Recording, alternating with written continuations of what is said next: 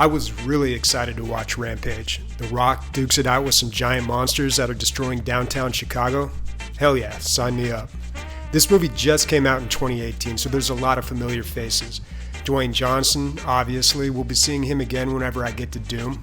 Don't worry, it's coming. Naomi Harris from Moonlight, Jeffrey Dean Morgan from The Walking Dead and Watchmen, Malin Ackerman, also from Watchmen, and another great movie you probably missed called The Final Girls. Check it out. Also, Joe Manganiello shows up.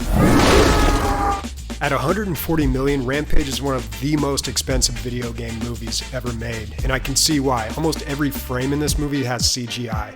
It made a lucrative $428 million in the box office and even spawned a few video games, including Rampage VR. It was a smart move getting it out a few weeks before Infinity War. Now, a difficult part of adapting a video game to film is taking a short, sloppy, or sometimes non-existent plot and stretching that into about 100 minutes of movie narrative.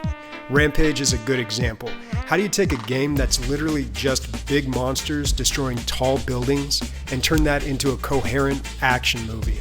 The answer, apparently, is lots and lots of exposition. R19, the chill pill. One small dose will stop an infected creature's growth and aggression. And to draw them here, the pathogen also genetically rewired the subject to respond to a low-frequency radio wave. Lucky for us, this building has some of the most powerful radio antennas in the world. The plot is basically this. An evil corporation is experimenting with genetics, something goes wrong, and turns a few animals into giant, raging monsters, and it's up to The Rock to stop them. Most giant monster movies like Godzilla are metaphors for nuclear weapons or environmental disasters, and Rampage is no different. The bad guys aren't the monsters, but rather the evil corporation trying to weaponize genetics for profit. So we've got a bit of a morality play, the likes of Jurassic World, going on here. It works as an adequate foundation for the larger-than-life action that the movie is really about, and don't kid yourself, the over-the-top action is really what this movie's about. Now you could nitpick it to death, but it doesn't matter.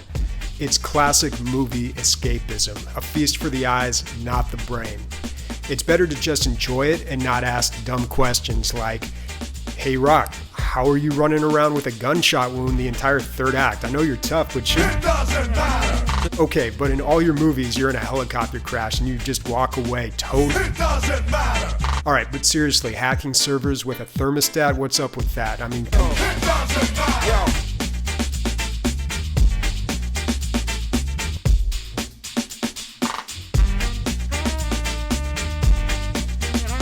I really liked this movie.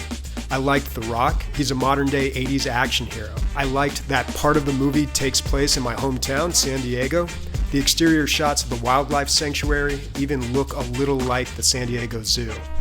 I liked the CGI. Lizzie the crocodile looked absolutely incredible. But despite all this, Rampage still has many trappings of current mainstream movies that I don't care for. Well, that sucks. The soundtrack isn't noticeable or memorable. Jokes are constantly used to punctuate a scene, but end up undercutting the emotion of it. Yeah, it did. I was hoping I could knock him out too, though. And just in general, the movie has such broad appeal that it has no edge. The movie almost had me feeling something at the end when it looked like George was dead, but he ends up surviving. It's okay though. If he died, we wouldn't have gotten the best joke of the movie. No, come on, dude. Have some class, okay? I don't know what's gotten into him. Kate, I'm so sorry. George, stop. All right, guys. Let's go home, okay? Dude, that was funny.